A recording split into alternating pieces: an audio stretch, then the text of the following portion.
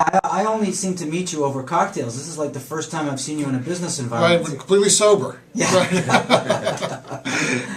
Well, why don't Well, you it's a sober topic, but we'll try to make some fun out of it too. why don't you tell us a little bit about your practice? All right. I'm a tax and estate planning lawyer at Brier and Geurden. I'm actually right here in Needham, near the studios. And I focused on high net worth individuals, including many entrepreneurs. And we focus on both the tax and wealth preservation aspects of their work.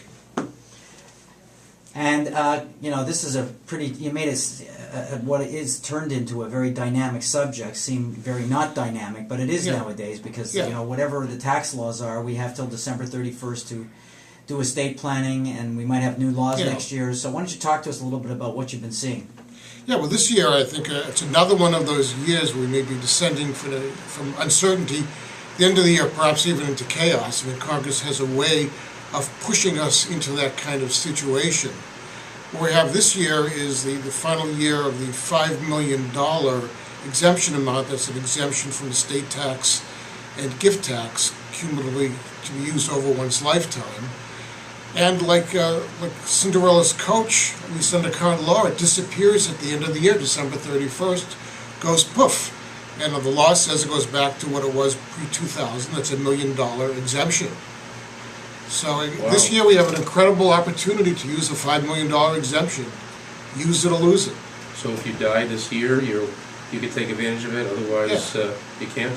Well, we don't know. I mean, the good bet is that Congress won't let it go back to $1 million. But they seem to be playing, sort of this enormous game of legal chicken with us taxpayers. You don't know what they're going to do, and they let it go to the end of the year. So in December, we may still be wondering what's going to happen. So you must be seeing a lot of activity with your clients dealing with this. There's a lot of interest, and I try to remind my clients, if they're not interested, at least I try to remind them this could be a golden opportunity, particularly for the wealthier clients who could afford to comfortably shed some assets and perhaps not even miss it. It's a chance to give away, what historically would be incredible sums to family members or whoever they want to give it to, and get it entirely out of the tax system.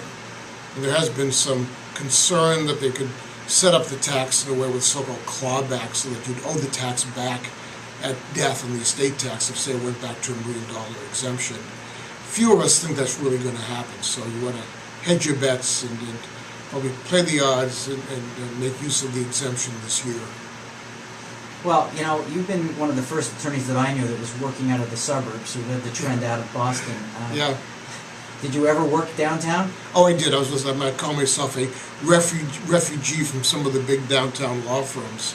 I mean, most recently I've been with Bingham McCutcheon downtown. I left there in 2003. And at age 50, I decided part two of my career I could do this on my own, which has turned out to be the case. So you left a large firm to go practice on your own. You had the experience. I had the experience, and I did some pretty sophisticated work at some of the big downtown law firms, and I decided I could do the same kind of work on my own. Because unlike certain areas of law, which is a big corporation, litigation, or mergers and acquisitions, where you need armies of associates in estate planning, it's partner intensive no matter where you are. I think that when you talk